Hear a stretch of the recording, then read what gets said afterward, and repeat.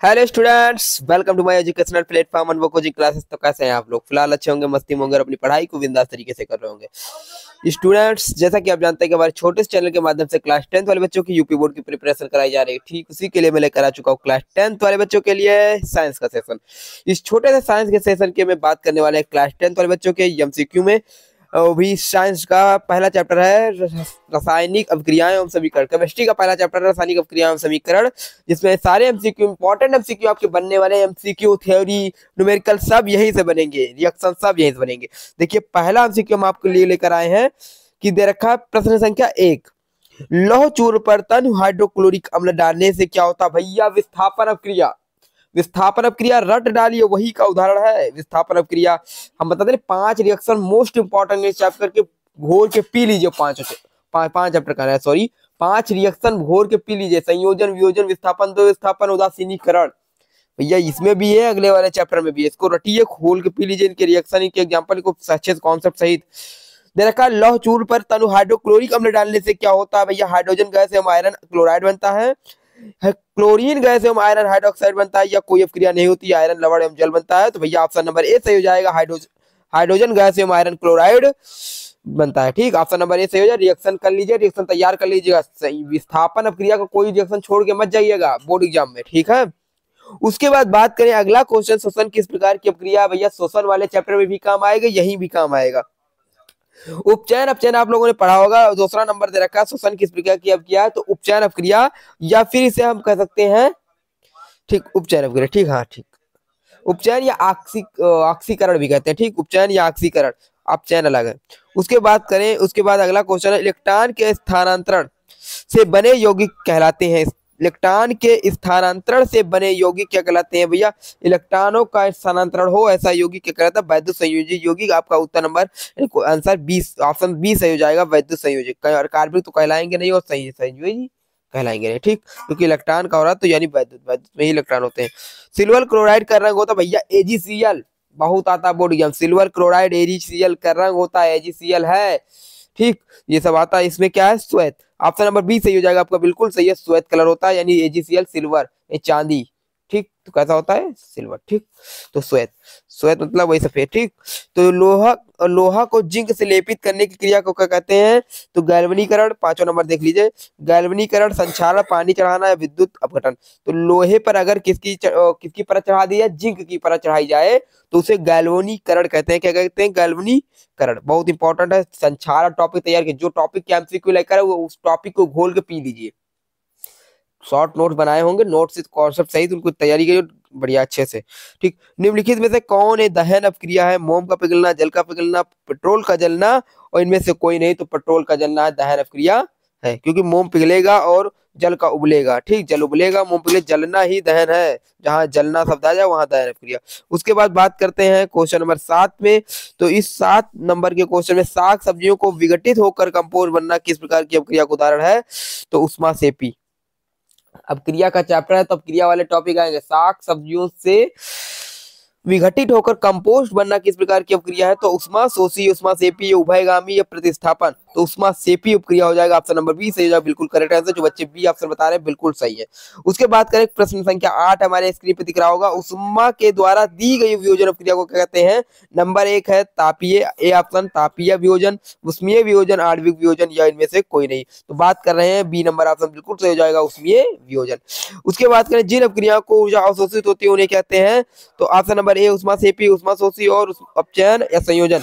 तो उष्मा अवशोषित हो रही है यानी उष्मा सोख रही है, यानी अवशोषित यानी उष्मा सोखी अपक्रिया यानी शोषी, ठीक। तो नंबर 10 नंबर क्वेश्चन आपकी स्क्रीन पे दिख रहा होगा। वे अपक्रियाएं जिनमें अभिकारकों को बीच आयनों का आदान प्रदान होता है, तो भैया संयोजन अपक्रिया, विस्थापन अपक्रिया, वियोजन अपक्रिया, द्विविस्थापन अपक्रिया। तो भैया आयनों का आदान प्रदान यानी आयन का आदान प्रदान करें तो द्विविस्थापन। द्विविस्थापन मतलब वही, ठीक, परिभाषा तैयार कर ले, यहाँ से आ रहा ना, विस्थापन, द्विविस्थापन, संयोजन, वियोजन, जितने भी आपको दिख रहे हैं सभी इंपॉर्टेंट आपके, पहला, दूसरा, तीसरा, ठीक, सभी इंपॉर्टेंट है। जब कोई धातु अपने आसपास आर्द्रता आदि के संपर्क में आती है, कोई धातु है वो अपने आसपास के आर्द्रता और नमी के संपर्क में आती है, तब वह संक्षारित होती है। इस प्रक्रिया को कहते हैं, तो इस प्रक्रिया को संक्षारण कहते हैं। क्या कहते हैं? इस प्रक्रिया तो इस प्रक्रिया को क्या कहते हैं? संक्षारण। जब कोई वस्तु नष्ट होने लगती है धीरे धीरे, संक्षारण का परिभाषा तैयार कर लेना। परिभाषा यही लिखा है, जब कोई वस्तु अपने पास की आर्द्रता तथा आदि के संपर्क में आती है तो वह धीरे धीरे संक्षारित होने लगती है। इस प्रक्रिया को संक्षारण कहते हैं। संक्षारण वाली ड्राइंग तैयार कर लीजिएगा। उसके बाद करें एक पूर्ण रासायनिक समीकरण। अब कारक उत्पाद एवं प्रतीकात्मक रूप से को प्रदर्शित करते हैं। नंबर 1 भौतिक अवस्था, रासायनिक अवस्था, दोनों इनमें से कोई नहीं।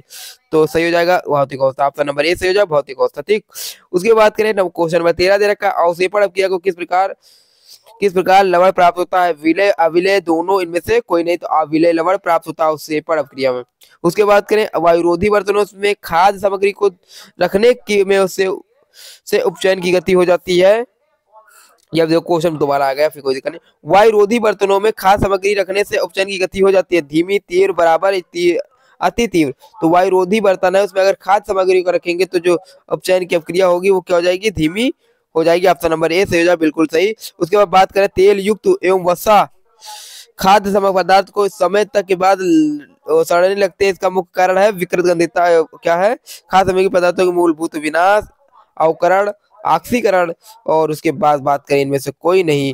तो नंबर सी ऑप्शन सही हो जाएगा ऑक्सीकरण, उपचयन जिसे कहते हैं। ठीक, रासायनिक अपक्रिया को व्यक्त किया जाता है संकेतों रूप में और सूत्रों के रूप में, और उसके बाद समीकरणों के द्वारा, सरल सूत्रों द्वारा। तो ऑप्शन नंबर सी सही हो जाएगा समीकरणों के द्वारा।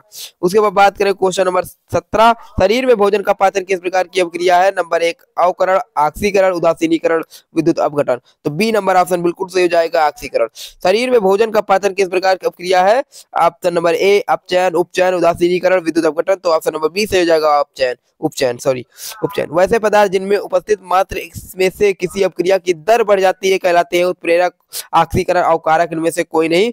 तो ऑप्शन नंबर ए सही हो जाएगा उत्प्रेरक। हमने बताया था ना उत्प्रेरक से गति धीमी तेज की जा सकती है। ठीक, वह अपक्रियाएं जो दोनों दिशाओं में अग्रसर होती है कही जाती है अनुत्क्रमणीय, उत्क्रमणीय, विघटन, इनमें से कोई नहीं। तो ऑप्शन नंबर बी सही हो जाएगा उत्क्रमणीय। तो वैसी रासायनिक अपक्रिया जो एक ही दिशा में अग्रसर हो कहती है अनुत्क्रमणीय, उत्क्रमणीय, विघटन यानी अनुत्क्रमणीय कहलाएगी। ऑप्शन नंबर ए सही हो जाएगा क्वेश्चन 21 का option number A. 22 number question दिख रहा है, किसी पदार्थ की ऑक्सीजन से अपक्रिया जलने पर क्रिया को क्या कहते हैं? दहन, जलन, अवकरण या अवघटन। तो जलने की क्रिया को दहन कहते हैं, अभी ऊपर आया है। ठीक है, उसके बाद करें उपचयन अपक्रिया को कहते हैं रेडॉक्स अपक्रिया। उष्माशोषी, उष्माक्षेपी, अवक्षेपण। तो रेडॉक्स, जहां पे उपचयन अपचयन दोनों अपक्रिया हो जाए वहां क्या होता है? रेडॉक्स अपक्रिया होता है। संक्षारण किस प्रकार की अपक्रिया है? उपचयन, अपचयन, अवक्षेपण, संयोजन या फिर उपचयन। तो ऑप्शन नंबर डी से हो जाएगा उपचयन अपक्रिया। उसके बाद करें किन्हीं अपक्रिया में भाग लेने वाले पदार्थ को क्या कहते हैं? ऑक्सीकारक, अवकारक, अभिकारक और उत्पाद। तो ऑप्शन नंबर बी से सी से हो जाएगा अभिकारक। उसके बाद अगर निम्न में से कौन अपक्रिया का लक्षण नहीं है? रंग परिवर्तन, गैसों का निकलना, अवक्षेप का बनना, उसके बाद क्या है? अभिकारकों का तापमान स्थिर रहना, और अभिकारक भी ऑप्शन नंबर डी सही हो जाएगा अभिकारकों की तापमान का स्थिर रहना। ऑप्शन डी बिल्कुल सही हो जाएगा। जो बच्चे ऑप्शन डी बता रहे हैं बिल्कुल सही, बहुत बढ़िया बच्चों। प्राकृतिक गैसों का दहन किस प्रकार का रासायनिक अपक्रिया? संयोजन अपक्रिया, अपघटन अपक्रिया, उष्माक्षेपी अपक्रिया, विघटन अपक्रिया। तो ऑप्शन नंबर सी सही हो जाएगा उष्माक्षेपी अपक्रिया। ऑप्शन नंबर सी बिल्कुल सही, बहुत बच्चे। बाजार में बिकने वाली चिप्स की थैली में ऑक्सीजन निकलकर उसमें कौन सी गैस भरी जाती है? Carbon dioxide, hydrogen, nitrogen. भैया विकृत गंधिता के टॉपिक से क्वेश्चन आ गया, विकृत गंधिता रट डालिए, घोल डालिए, उसको तैयार कर लीजिए। Option number D ammonia. तो नाइट्रोजन गैस भरी जाती है, जो चिप्स के पैकेट आती है, कौन सी गैस भरी जाती है? नाइट्रोजन का, विकृत गंधिता से बचाने के लिए।